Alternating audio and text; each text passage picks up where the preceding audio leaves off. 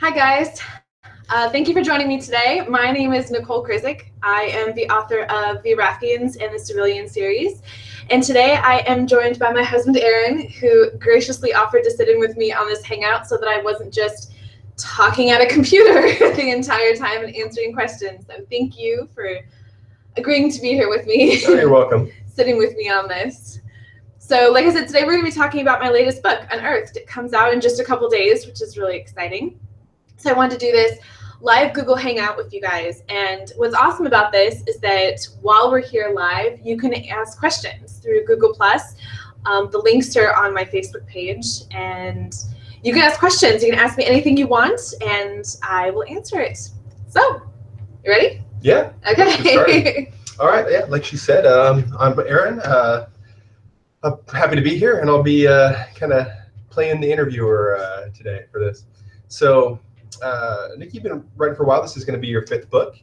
Tell us about your protagonists in this one, Reese and Ashlyn. So Reese, you guys know him. He was a main supporting character in Adrift, and he, like Kara, was sent out. He's a civilian, so he's from a different planet, and he was sent out as a scout to explore space. And so it's the story of him. The story of him basically crashing on Earth and his story. Yeah, he's the main protagonist. So I mean, after Adrift, what was the logical step? Like, why did you choose to take Reese and make him the focus of your next novel? As my readers know, I love to write in series. I love to give you glimpses of my next characters and then write their stories, and you see recurring people, which I love to do. And so I had barely written his character in Adrift when I decided that that's who I wanted to write about in my next book. Like, I knew almost right away, writing Reese, that I wanted to tell his story. I couldn't stand, once I decided that he was going to go into space as a scout, I couldn't stand the thought of him being alone out there and not telling his story. And so I knew it before I was done with Adrift. I knew that he was going to be my next main character. So the trick was finding the right female for him and the right story. So yeah, so that's my next question. So what do you like about Ashlyn? So Ashlyn, I like Ashlyn. She's very relatable. She is Scottish, and she is getting her PhD in archaeology. And I love her because I think we can all kind of relate to hitting bumps in the road with our careers or our schooling and things, and she's kind of thrown for this huge loop. So she goes home to the Scottish Highlands to live at her family's farm and to hopefully finish her dissertation. And she does an excavation on her parents' property and finds Reese. And but I love her because she's, like all of us, she's flawed, and she's just trying to get by and move on with the next stage of her life. And then she's thrown another huge curveball by finding a blue alien. So big curveball, yeah, big blue curveball. So I like her. I really do. She's fun. And so you already kind of alluded to it. This takes place back on Earth. Why did you bring this one back, and furthermore to Scotland? Right. So this is my first book, totally exclusively taking place on Earth. I've had characters from Earth before, but never here. And I decided to do that mainly because I hadn't done it before. I like to do new things with my books, and it was just a logical thing to have it back here. So crashing them together, just crashing him here, just made sense to me. And I chose Scotland because, for many reasons, but biggest one being that my heritage is Scottish. My mother's maiden name is Ferguson. We can trace that ancestry back quite far.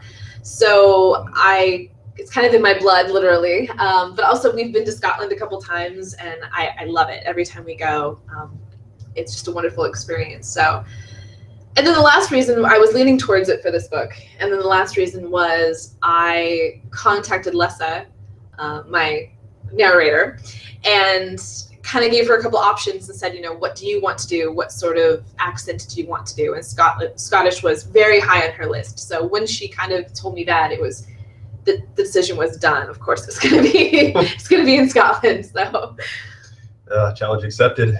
Yes, exactly. Challenge are both of our parts. I did my part. Now it's her turn to make them come to life with their voices.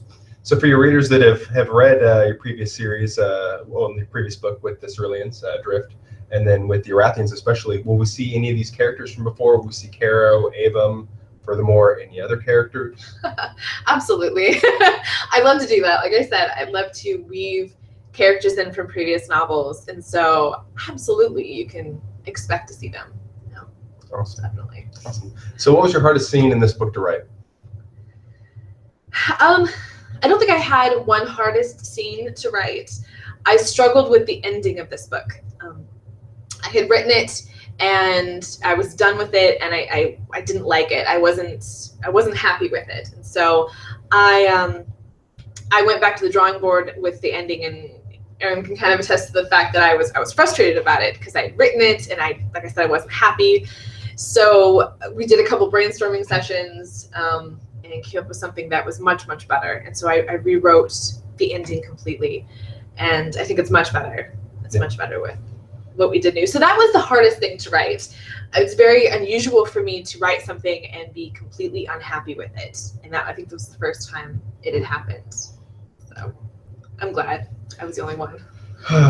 Yeah, no, I remember that morning. A lot of times I'll be sipping my coffee and finishing and heading out for work. And I remember this day especially, she was just been frustrated from the day before, and I ended up sitting down for a little bit and actually kind of hashing this out because it was kind of complex, and usually we work through these. We kind of talk through, well, what would the characters really do? What would really happen?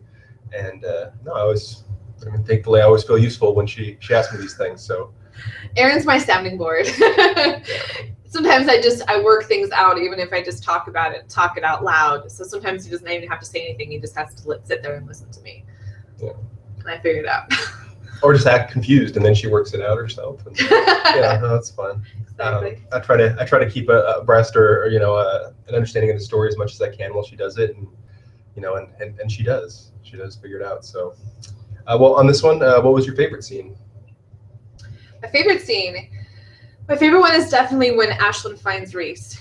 That was my favorite scene. I had it clearly in my mind before I began writing it, and it was my favorite scene to write, and it's still my favorite scene when I go back and read it. So that one definitely, I really like it. Yeah. So yeah, that's definitely my favorite.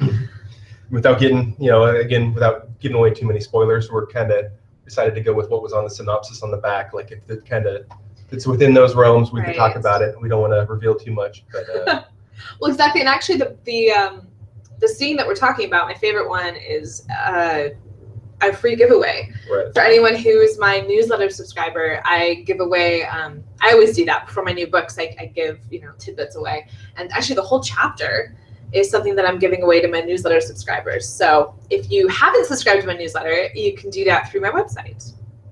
There you go. Just NicoleKrizek.com. So how is this book different than your previous books? What sets this one apart? I think the fact that it's set on Earth, that the whole book takes place on our planet, I think that is really unique to my other novels that I've written. Also that Ashlyn's family are huge supporting characters. I've never had any main character, I've never had their family so involved in their story as I do hers. Yeah. And so that is definitely different. I mean, she's living with them. So she finds this blue alien. So, they're involved with this whole process. Mm-hmm. So I think that's interesting. But it's also part of what I love about this book. Mm-hmm. So we had talked about this before. Reese is blue, and he's on Earth. So there's some difficulty there. What were kind of your thoughts moving forward, or kind of incorporating that difficulty for Reese? But like we have some thoughts behind that, and Scotland and some other things. That connection. Yeah, right. Well, Reese is blue, and that was really tricky. That was really tricky to write. I tried to write this book as if it were happening to us. Like if it was happening to any family on our planet, what would you do? What would be the reactions that you would have? And I tried to make it as realistic as I possibly could. Mm-hmm. So, for instance, when she finds this blue person, in my mind, I didn't think that her first thought would be alien. I didn't think so because, as you guys know, the Ceruleans look a lot like us except for their blue skin and white hair. So it didn't make sense to me that she would think that right off the bat, you know. If you saw someone, let's say you were out in the woods and you ran across a person, you found a person unconscious who was blue. Like I said, I don't think alien is where your mind would go. I think you would think they were painted or hypothermic, or they have a genetic disease, or they're tattooed, maybe even. I mean, people have full body tattoos. So I tried to incorporate that into the book, that her family, like I said, it's not just her, it's her family that's going through this with her, that their minds don't jump to that. And I kept thinking of the metaphor of when you hear hoofs, don't think zebra, you know, you think horses, and that's kind of what I went through with this. It's actually her nephew, who's 10 years old, who was the first person that says the word alien in this book, which I thought was kind of a good idea, because I think children have sort of this, their imaginations are so a little less set in their ways. They're more imaginative, and he's the first one that's like, you know, he looks like this, and I really liked that. I thought it was interesting because that's something our own kids would say. So you put on the mask, you are Batman, even if it's just a mask. It's, pretty much, it's yeah. Imagination. It's outside the box. Yeah. So yeah, he's the first one. So I wanted you to talk a little bit about the research that went into this book, because this one was a little different. You know, we actually did have some research. We actually had some spontaneous research that popped up with luck on one of our trips. So you want to talk about that? This book was definitely different. You guys know that I would do a lot of research before my novels, and normally they're about space. They're about, you know, wormholes and propulsion drives and all that kind of stuff. And so I didn't have much of that in this book at all.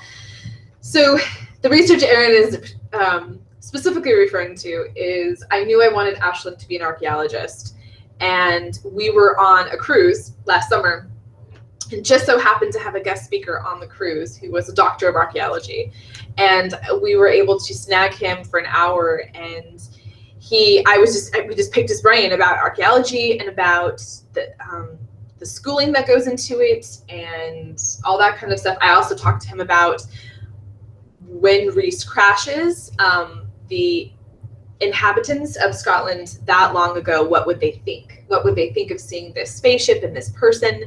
What would be their reaction? And so he was invaluable. His name is Professor William Doonan, and I read a few of his books. They were good, and that really, really helped. Because like you guys know, I like to when I'm talking about something, I like to be correct in it. You know, I like to have an idea of what I'm talking about, not just blowing smoke and making everything up. So he helped a lot. Yeah, and I know we had talked about kind of Reese crashing here before, and it was really kind of serendipity in a way that our cruise was going by Scotland. Professor Doonan was giving a speech on basically some of the Neolithic monuments we're going to see there, you know, the different standing stones, and he talked about the Picts and like, you know, 4,000, 5,000, like way back, what was it like? And, you know, it's just little curious things popped up, like, well, they used to paint themselves blue as well, you know, a la Braveheart, but we all know. But, you know, being painted and colored and tattooed is a part of that culture as well. And we're like, you know, there's just some parts in there that kind of we had to pick at and ask questions about, and it worked out. It was great. So I really enjoyed that. That was a lot of fun that day to pick the brain and especially to kind of dive into what our next book was going to be about and ask some specific questions. Very helpful. So getting back to the story, who's your favorite character in this one? Who did you really have fun writing, and who did it really come naturally? Because I know that's kind of a part of it. Well, I went into the book, when I started writing, Reese was my favorite character, probably because I knew him, and I had kind of, like I said, grown attached to him when I was writing Adrift, and so he started out as being my favorite character. But I do have to say, I love Ashlyn's mother. Her name is Claire, and I kind of love Claire. She's this loud, energetic woman who just kind of swoops in. She's the matriarch of the family, just swoops in and just like handles everything, and I love her. I think she's great. Well, speaking of I know your readers and your fans are always curious when you release a book, and I certainly know this. There's parts of your book that you leave out, or that you do releases like bonus content potentially. Right. In this book, was there any kind of left out or bonus content that's going to be made available? Well, that's two different things. Things. Start with one, deleted scenes. Deleted scenes. I only have one deleted scene from this book. It's not long. It was about Ashlyn going to the post office, which seems silly, but it just highlighted, like, she comes from small town Scotland where everybody knows everyone else's business, and kind of just showcasing how difficult it would be to hide someone in a place like that. But the scene, it was short, and I didn't need it because it just kind of messed with the flow. So I deleted it, and it's nothing that you guys are really missing. Now on the other side of that, the bonus content. So that is something completely different. So after I was done with the book, Lessa already had it. She was editing it for me. I started writing the bonus content right after that. And the bonus content, I went a little overboard.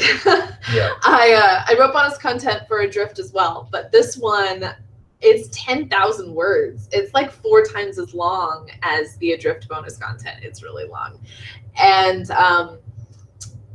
yeah, it's kind of crazy. So how people are able to get that? So that is going to go out to my newsletter subscribers.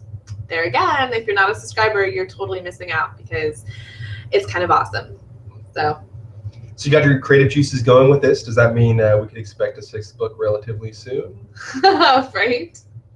If you're writing 10,000 word bonus content, I'm just saying. Yeah. I don't know what you've been up to for the last few days, but are we expecting another book? Oh, you can always expect another book. Always expect it.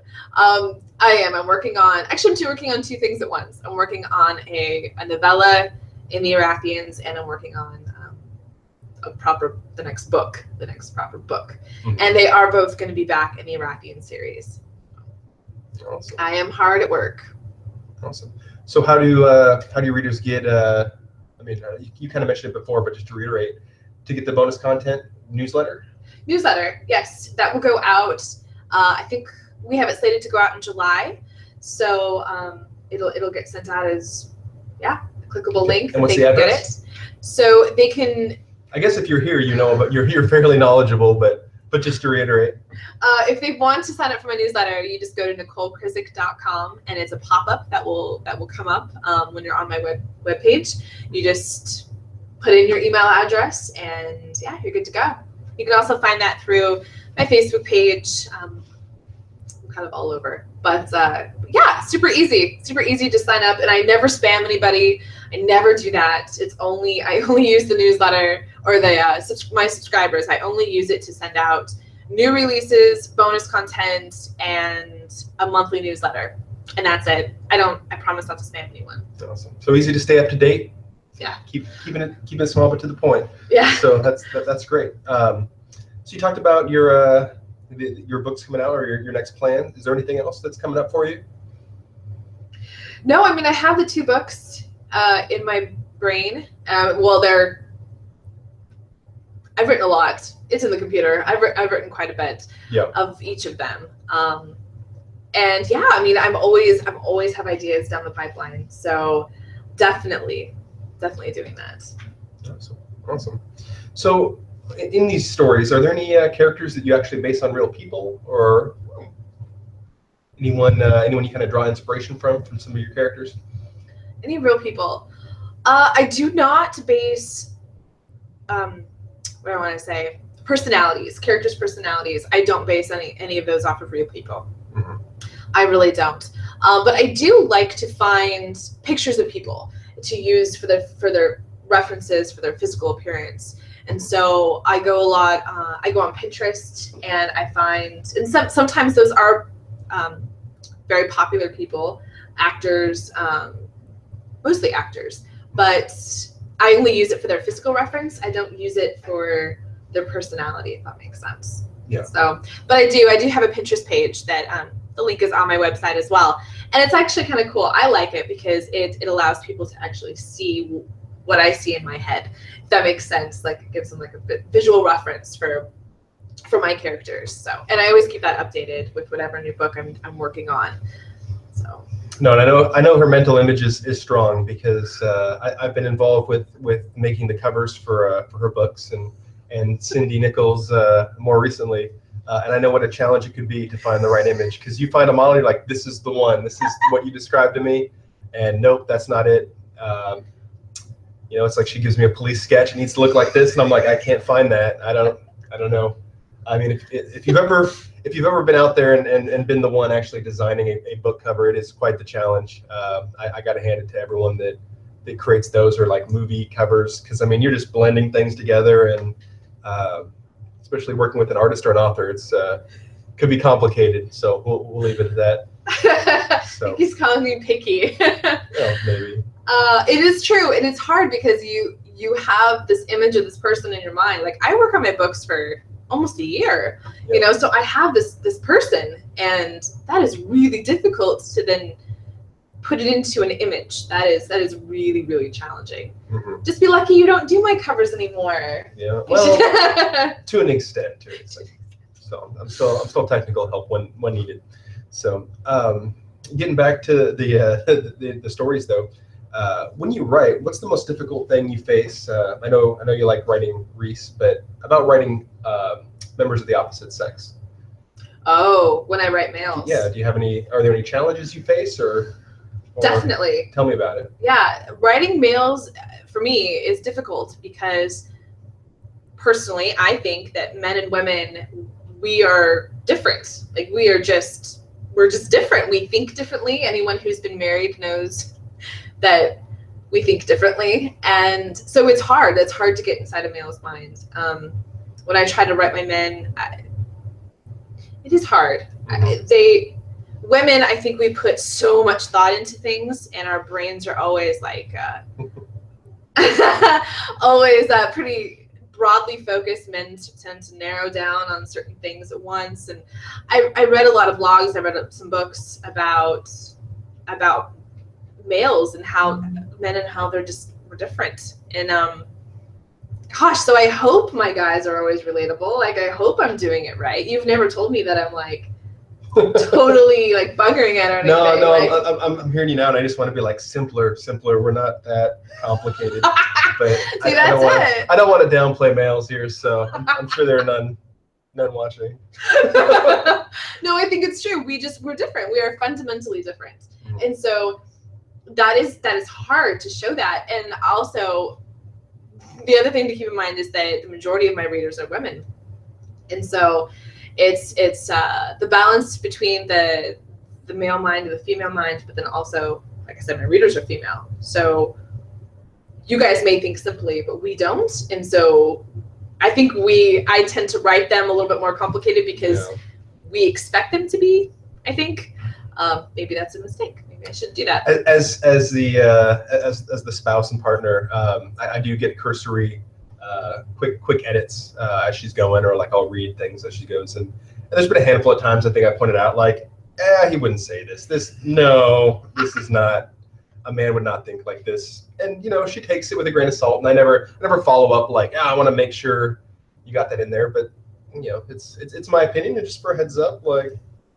Well, this is why you have people read your work, is because I'm not in the heads of, I'm only in my own head. You know, I don't know what it's like to be in a male's head. I don't think I want to go there. I don't know. It's scary. Awesome. Well, I mean, more on that, and just want to point out if you have any questions as we go. We're kind of in the bonus questions here, but we're available if anyone has anything in the chat. I just want to go ahead and say we're open to that. I wanted to jump into a question that we had previously asked, and since I'm here, I thought it'd be appropriate to ask this. But have you ever considered writing under a pseudonym or a pen name? I did in the very beginning. I think you and I talked about that. I considered writing under a pseudonym, just because I write erotica, and you know, I have my family to consider, not just this family, but my family back home, my parents and aunts and uncles and cousins and sisters. And did they really want me to be associated directly with writing erotica.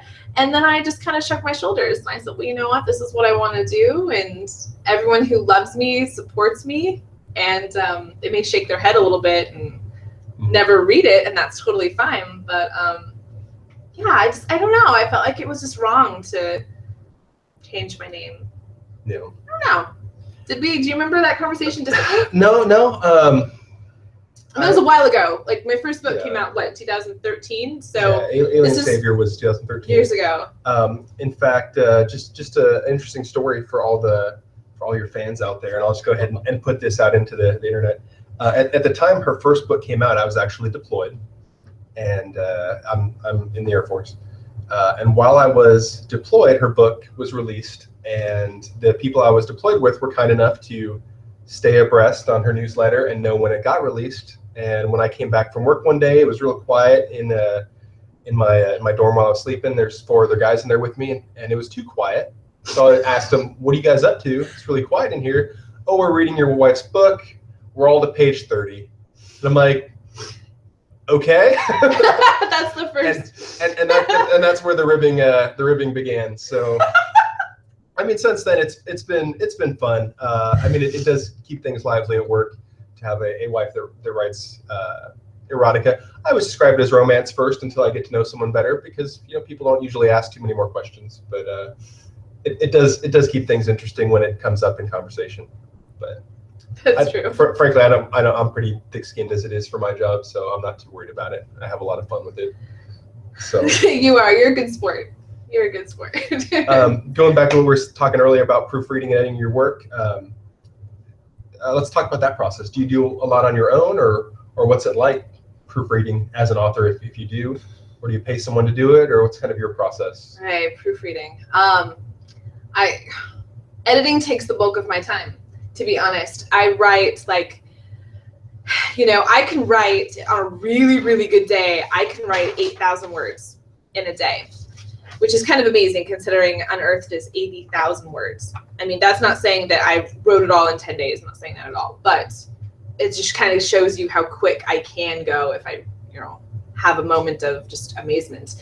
But writing a scene may take an hour, and editing takes another 10 or more. I go back and re-edit scenes, re-edit them. I add more detail. I change point of views. I decide that they're not, emotionally doing what I want them to do in a scene, and I change it. I mean, it's really a lot of thought, like way too much thought goes into every single scene. And so I do all my own proofreading, and I do my editing as far as I can do it. And then at a certain point, magical point, I have to just hand it off to Lessa, to my editor, because you hit a wall where you just can't do anymore. Like, you can't look at it anymore. And that's when I give it to her, because I can't have it. So then she does all of the edits. She does all of my she does content edits to make sure that everything makes sense, that I haven't done something horrible. I haven't done something weird, but most of the edits are just grammatical and punctuation. Thankfully my books are getting better. Are we having trouble with the? Yeah, I'm being told that someone has been writing, and for whatever reason, I'm not seeing anything popping up here. Oh. So let me just take a second and see if there's anything else I could do. I'm so sorry if you're watching us right now and we're not seeing it. We threw a little test chat message out just to see, but unfortunately, I don't see anything else populating here. Shucks. Okay. Well, why don't they message me through Facebook? Okay. Yeah, we could do it that way. Would that be okay? Yeah, that would work. Okay, so if you have any questions, you go ahead. No, absolutely. If you have any questions, just message me through Facebook. I have my phone, and hopefully it'll pop up and tell me. And yeah, we'll get that fixed. I'm so sorry it's not working. That's crazy. I feel bad. No. I feel bad it's not working. Well, the good news is we've had a lot of questions. So I put on Facebook maybe a week ago that we were going to be doing this today, and I got a bunch of questions that were submitted to me. So We do have questions for a little bit that we can answer. Yeah, but I'm sorry that's not working properly. That's unfortunate. That's frustrating. Well, speaking of responses here, until we can get this up and going, do you answer your emails and your fan mail and what you get through social networking? Do you answer a lot of that yourself, or how do you handle that? Right.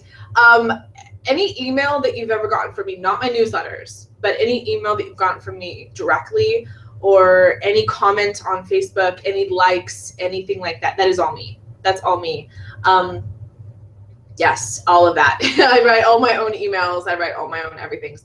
The things I do not write myself anymore are, I do not set up my newsletter. Mm-hmm. Most of the time I write the blurbs. I write like a paragraph or two for the newsletter, but I don't set them up myself, and if that makes sense. And I don't set up all my ads and things like that, because it's just not what I'm good at. I'm not technologically adept at that.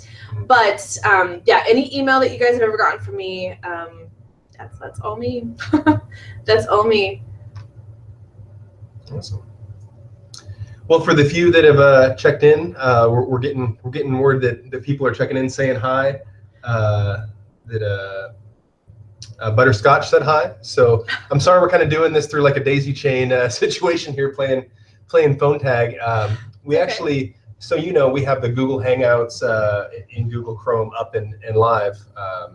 If you could see the test message that we just put through that simply says test, that's all we can see, unfortunately. So it's okay. Just do Facebook. Sure, it's not a problem. We'll make it happen. We'll make it work. No worries. And I mean, if you have questions, I mean, by all means, shoot. Put it on the Facebook page. And oh yeah, if you guys are watching this later, because this will archive onto YouTube, so if you're watching this later, you can always message me through Facebook. If you don't know where I'm on Facebook, on my website, I mean, there's so many ways to get a hold of me. Email me directly. Mm-hmm. I check all of that myself. So if you have any questions, please do that. I've been doing this new thing with my weekly blog that I'm taking questions and then highlighting those in blog posts and answering them. So that's a great way to do it too. And since if we're having issues and you're trying to write something and we're not seeing it, we'll definitely check, for the next hour or so after we're done here to make sure to respond personally. So you'll definitely get an answer, even if it's not right away during the live session. So, all right. Another question. This one is kind of fun, and this is my question. When describing futuristic items in your books, do you use your own vocabulary words, or do you resort to using existing ones? Ooh, so like, do I make up the science almost, right? Well, do you make up your own words, or do you kind of combine things together? What do you usually do? How do you do it? I try to stick with things people know. Like the civilians use what I call wrist units. Units on their wrists that almost like tablets that they can access information. It's like a 3D pop-up display. Mm-hmm. I call it a wrist unit because I thought that sounded logical. Yep. Or a hover crate, a crate or a hover platform that hovers, that takes you places. Or auto transports, cars that drive themselves and take you automatically where you want to go. So there's a lot of things I use in my book that we don't have here. We just don't have on our planet. And so I've tried to just give it easy names. But I try not to make up crazy things. I think the most oddly named thing I've ever done was the propulsion drive that folds space, the TSF generator. That's the transspatial field generator. That was the most oddly named thing I've ever done. But that generator, that's rooted in science. So yeah.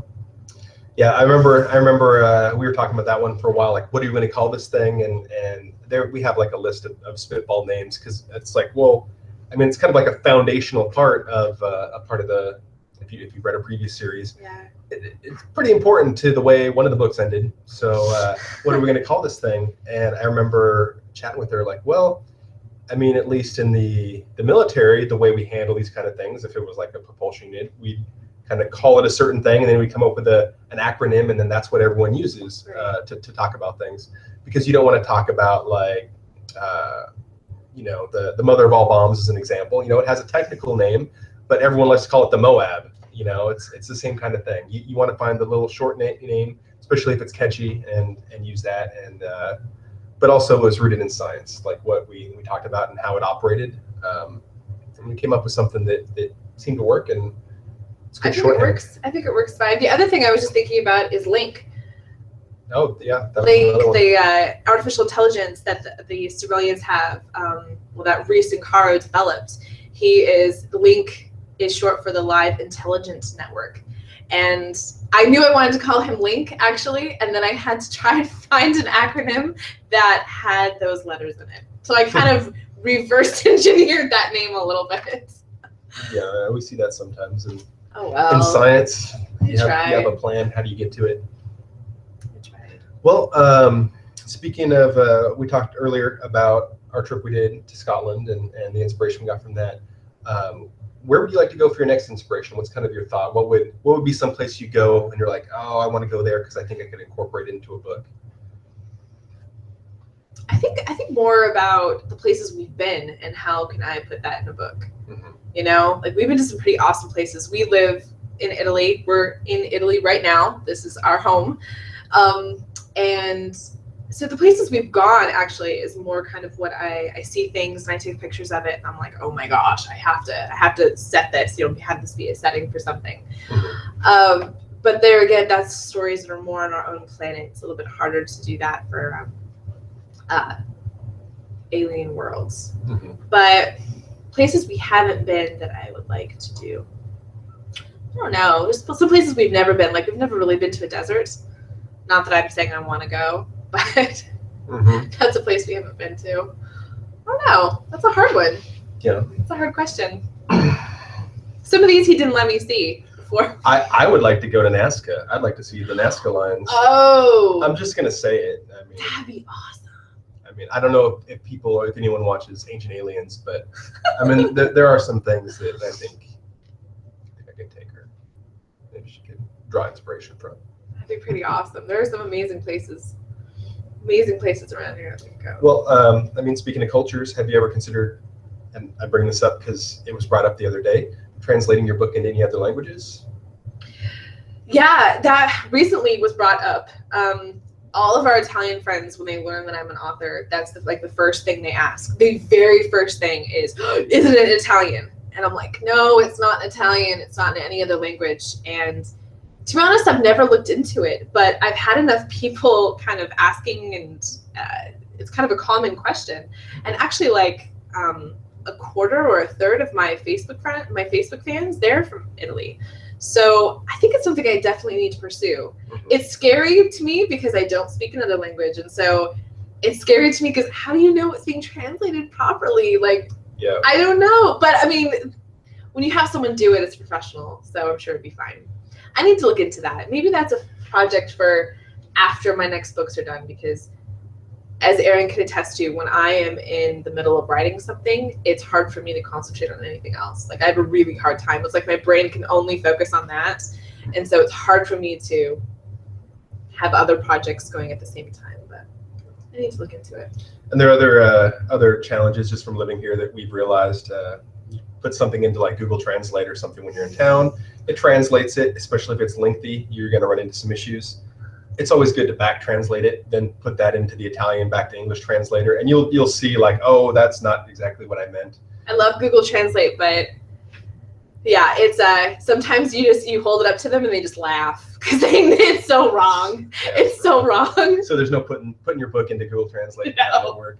Especially when you get into other cultures, especially that some languages, like I've learned that in German, a lot of towns and villages have different names than Americans use, or especially that Italians use. Like we call it Florence, they call it Firenze. So there's just differences there that outright, if you translate it, you'd have to take into account too. That, yeah. Right. Scottish and Italian. I can't imagine what that would be like. So. Yes, that would be different. So. Oh well, I'm gonna look into it though. It's a good idea. All right. So moving on here through the questions, one that got, I guess you'd say, retweeted to me was, again, how long before the next release? I mean, you can talk about that real quick. Sorry, I just want to make sure that I am. So the next release is actually here in just a couple weeks. I mean, if you're talking the release that this Hangout is about. Oh yeah, so Adrift comes out on Tuesday, June 6th. So it's really soon. I mean, that's like 3 days away. So I said Adrift. Did I say Adrift? I meant Unearthed. Unearthed, yeah. Did I say the wrong book? It's all right. I might have. I'm sorry. It's Unearthed. You guys know that. So that one comes out next week, but I have no idea when my next ones are going to be done. I would love to have them written by the end of the summer. Like, that would be amazing. But I have children home during the summer, and school ends next week. I don't know how about you guys, but school ends. No, I got 2 more weeks. I have 2 more weeks. So I whip them out as fast as I can. I really, really do. And then I give them to my editor, and then, that's a 2-month process. And then I give them to beta readers and to make sure that that's okay. And it's writing is a process. Publishing is a process. And so I do it as fast as I can, but We're really excited. A lot of the beta readers have already started putting in their initial reviews, and they've been liking this her 5th book. So it's always really exciting to get that feedback, especially before it goes live. So yeah, everything's been really, really positive. I've been excited. I think we got our 7th review today on Amazon. And if you guys are looking for any ways to support authors that you like, myself or anyone else, reviews, those are the best way. That and telling people about the book if you like it. But reviews are the way to really show your love, because reviews are they're like rare. They're rare, like a rare gem or something. I'm not sure what to liken it to, but and I'm guilty of this as well. I'll read a book and really like it, and then go, I'll review it later, and but yeah, I mean, if you have a chance to throw in something, give it something a star rating, throw in a couple sentences what you thought about it, what you really liked. I mean, it points other readers toward it, and it starts the process. So like anything, like the Google App Store, the iPhone apps. I mean, everyone wants reviews. Everyone needs it because anymore things are all about social networking and that media, and basically getting your name out there, getting the word out. So right, exactly. If any beta readers are watching this now, we just want to thank you very much for participating and helping us with that. So absolutely, thank you so much. It means the world. Thank you. Yeah, she talks about all the time how whenever new reviews and stuff come in, it's so awesome to be able to write something. I see her writing and putting it out there, and to get feedback on it, and it lights her up. So it is pretty cool to see. So we just have a few more questions here, unless my retweeter could send me any more from the other chat room. Did you read your hold on. How did publishing your first book change your process of writing? How did publishing my first book change the process of writing? Because it changed a lot after getting your first book out there. Right. Well, my first book, I wrote it and I didn't even plan on publishing it. So that was kind of odd. I think my process really changed after my 3rd book.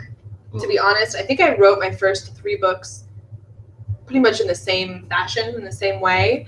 But that all changed when I wrote Adrift, because Adrift, that book was so fundamentally different. I had the 2 different timelines, and I had all kinds of stuff going on. And so it forced me to change the way that I wrote it.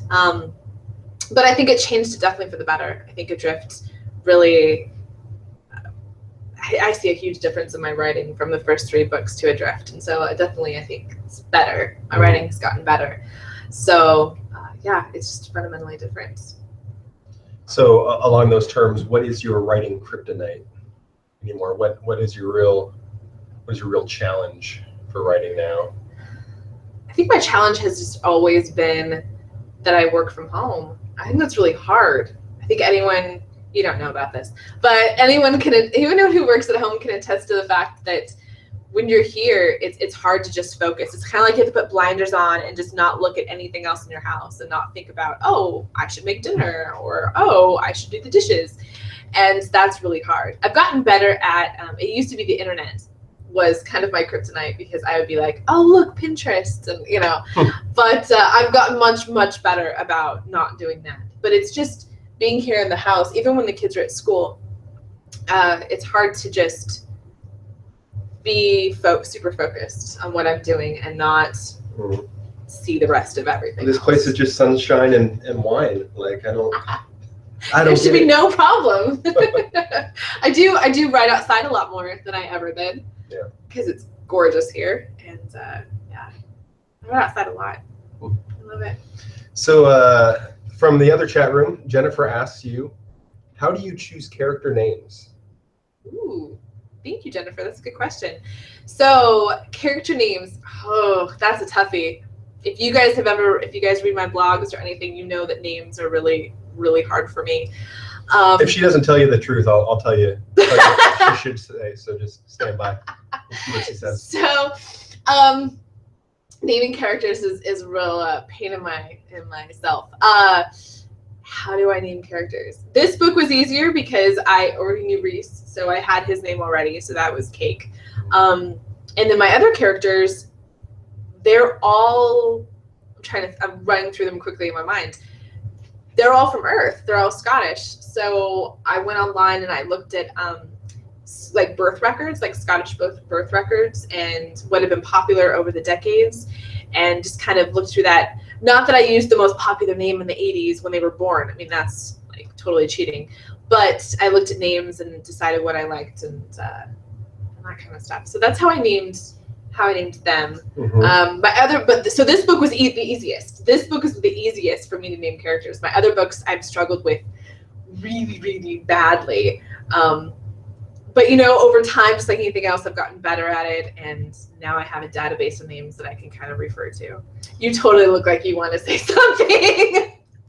So she has a notebook that comes out during credit sequences of movies. If that's what she's calling her database. So, I thought she's just really into like, oh, there's going to be like an end credit scene in this Marvel movie. No, she's writing down funky names as it scrolls. And I gotta be honest, there is a pretty good treasure trove of different names, but that is my secret. He just gave away my secret. That's all right. That's okay. I do. I watch end credits. The more foreign the movie, the better. The better the names are. Yeah. And animation movies, because a lot of those are done, like part of the animation's done like overseas. Those are awesome. So I sit there with my notebook and my pause and play button, and I go through, and everybody makes fun of me. But then I don't P&M every time I have to pick a name, because I have a list of a few hundred. Yeah. Makes it easier for you. Yep. All right, we're coming up on the end here. If anyone has any other questions, we have a good process now. I'm getting forwarded these questions through our network. If you had a chance to rewrite any of your books, which one would it be and why? Ooh, if I had a chance to rewrite any of my books, which would it be? I think it would be my first one. I think it would be Alien Savior. Definitely. I'm actually really, really tempted to rewrite it. I've been thinking about it. I think that's something I brought up to you a few times. Like, I would love to rewrite Alien Savior. Not to completely overhaul it. Nothing like that. Mm-hmm. But I just think that my writing has gotten so much better. Well, let's talk about that. You've already updated Alien Savior once. I did. Back in 2005 or 2016, 15 or 16, excuse me. I did. I added a whole chapter in the beginning, and I kind of overhauled it. That is true.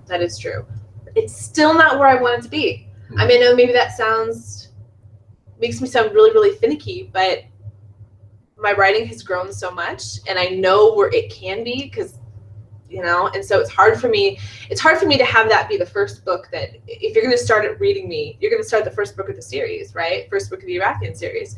And it's hard for me that is the first book, because my writing is so much better now.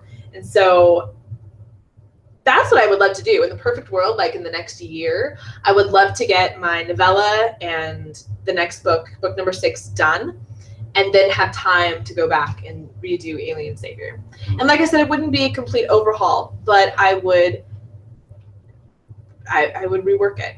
Yeah, I think it'd be better. And definitely a challenge, seeing the process of being an independent author and getting started. The challenge always is, and for people that read independent authors and go out there on Amazon and find Kindle books and stuff, the first book's put out, I mean, a lot of times that's the initial entry for the author. And certainly we've learned that reviews are forever. So regardless of if you've made updates and someone reviews it negatively and says, hey, this was kind of grammatically difficult or incorrect, and you go back and fix it, well, it's still going to be grammatically incorrect according to the negative reviews. So you're just kind of stuck. You're there forever. It's their reviews are there forever, unfortunately. So that's just a challenge that we have. So that is true. I mean, my first book has the lowest stars, and that's accurate. I mean, because those early reviews, especially the first, like, let's say 6 months, you know, they some of it was constructive criticism, and they were right. And I went back and I fixed it. But like Erin said, they're there forever. So that's okay. That's okay. It's true.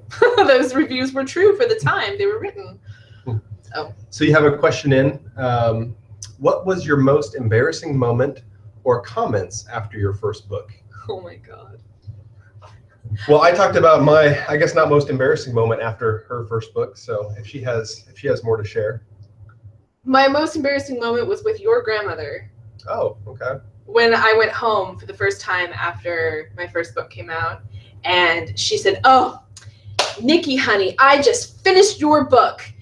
And I went, "Oh my God, okay, Grandma." You know, here's a. I'd say any family member that comes up or that talks to me like, I just finished your wife's book. Oh, I loved it. It's like, all right. It's so awesome. It's so awesome because, like, I love that they do. Your family, they love you and they support you, and it's amazing. But there's always that little bit of when they tell you, like, "Oh, I just finished it," and you're like, "Oh, I know what you read. Like, do you still love me? Are you okay?" So I think that was like my most embarrassing. It's it's anyone in the family, but it was your grandmother who was like so wholesome and wonderful and like such a wonderful human being, and like that was hard. That one was hard. But yeah, it's so funny. It's so funny. I'm okay with tens of thousands of people reading my novels, but when it's someone that I know, and especially someone that I see every day, like a neighbor or a friend, that's hard for me. Like yeah, that's hard. But that was a good question.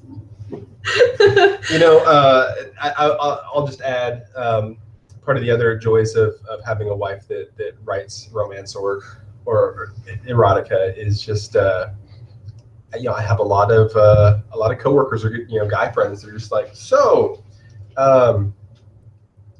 these scenes in the book, I'm like, nope, not going to talk about that. We're not. That is verboten. It's a hard pass. But man, that is like the first question that just comes to everyone's mind anytime it comes up in conversation. Like, nope, not going there. I'm sorry. I'm glad you love me. So, is there any other questions? Otherwise, I'll keep going down the list here. Just a couple more, I think. We're almost done. Aren't we? Yeah, you wrote down a couple because there were a question that came in. Who are your favorite authors, and do you have any recommendations for your readers? If they like your work, do you have anything that you could recommend to them? Oh, that was a good question. Someone asked that, and I did. I wrote down a couple notes because I have I don't have a very good memory, and so I write things down because, So a couple of my favorite authors. I love J.R. Ward. I love her Black Dagger Brotherhood. That's a paranormal romance. Anything Gina Showalter writes, I love her stuff. One of my very favorite series is The Immortals After Dark by Christy Cole.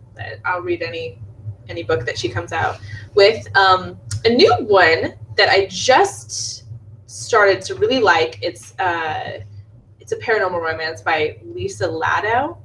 I hope I'm saying that right. And it's the One True Mate series. I really like that one. It's about shifters, but I really like it. The writing is really good. Mm-hmm. So that's my newest one, actually. I think she has 5, I want to say, books in that series now, and I really like it. I enjoy it. We're going to the beach this next weekend, and I'm taking her new book with me. Awesome. Ooh, I'm excited. Excited. Right. You got another question from Jennifer. Okay. What was the most difficult scene to write? I know we talked about this book, Unearthed, and how the ending, we kind of mulled that over, and that was challenging. We talked about that a little earlier. But was there a most difficult scene to write, I guess, across all your books?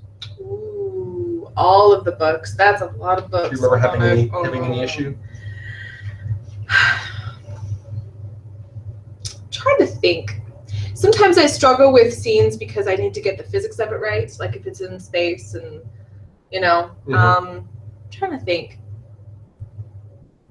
Sometimes I struggle, I guess, overall. I can't think of one scene. Like I can't think of one specific one.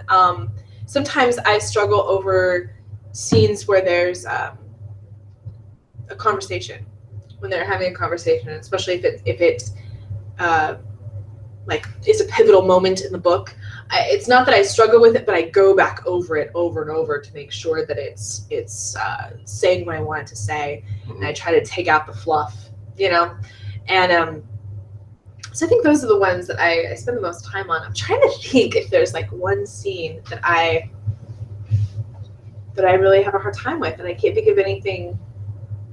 Yeah, I know a lot of times when you have issues, especially that's generally like a before bed or before work conversation, like, hey, can you help me out with this, or mulling it over, and I can always tell when she's having issues, trying to think through things, because she lets me know right away, frankly. So, but I'm always happy to kind of work through issues or give suggestions or mull it over too. So yes, he's a lot of help. Try to think. You're the one that's being sent stuff, so. Yeah, I don't know. Do you have any other things coming through?